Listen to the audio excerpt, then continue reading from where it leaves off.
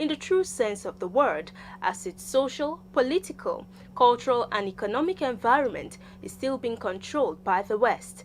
In a bid to rewrite the narrative, stakeholders at a one-day conference on Thursday in Abuja called for a complete overhaul of the country's structure to one where the African culture and lifestyle is embraced and applied in all sectors of governance. The report.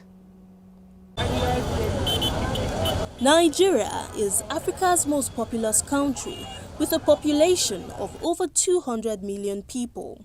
The country is blessed with an abundance of human and natural resources ranging from arable land, water, oil, natural gas, minerals, forests and wildlife, and has the potential of contributing meaningfully to the world order by securing global food, water and energy security. But despite its enormous potential, Nigeria has remained a passive player in the global order as it has failed to harness its God-given resources into a comparative advantage for global competitiveness. Over the years, pundits and observers have attributed the country's continued underdevelopment, unlike their Western counterparts, to colonial influence, which, according to them, is evident in her social, cultural, political and economic environment. At a one-day conference organized by the African Center for Leadership, Strategy and Development in partnership with Christian Aid Nigeria in Abuja, stakeholders emphasized the need to refocus and reprioritize Africa's agenda to enable Nigeria take her rightful position on the world map. From the 19th to the mid-20th centuries, European powers divided Africa among themselves.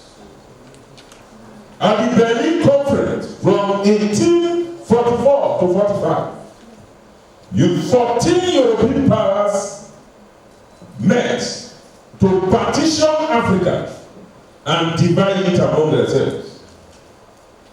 The European powers exploited African natural resources and imposed foreign cultures and governance systems on the people. The development of Africa was obstructed and changed.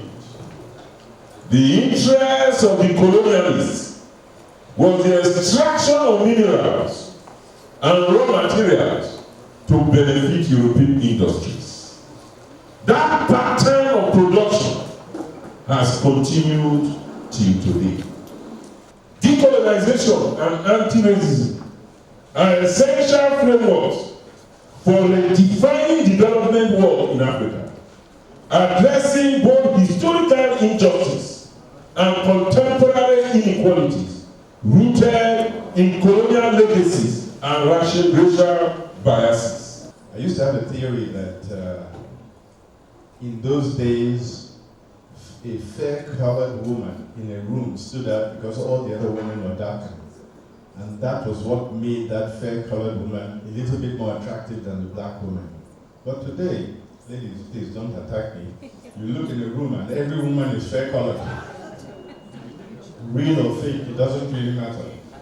We need to have the courage, for the sake of posterity, for the sake of the future, we need to have the courage to tell our funders that the paradigm, the partnership paradigm has continued the colonialism, the legacy of colonialism. We need to have the courage to tell the people that, look, if you are really interested in the future development of Africa, we need to change the way we do things. Earlier, Center LSD's Executive Director, Monday Osasa, said the conference became imperative given how deep the Western culture has eaten into all fragments of society. The key recommendation is to really partner with government. For instance, National Orientation Agency, Ministry of Information is there, and the state ministries of information are there. These documents, they need to have it and see how they can integrate, make the content into a manual that will be studied in schools. That is one. And then it's for government to throw its political will behind it. Because even if you integrate it, or you have a plan to integrate it into the curriculum, and government do not support it, it will go nowhere. So government need to come in. That partnership between civil society and government need to be, alive for all of these things to really penetrate. The conference, with the theme Decolonization and Anti-Racism in Social Work Practice in Nigeria, also featured presentation of spoken word, panel discussions and dance presentations.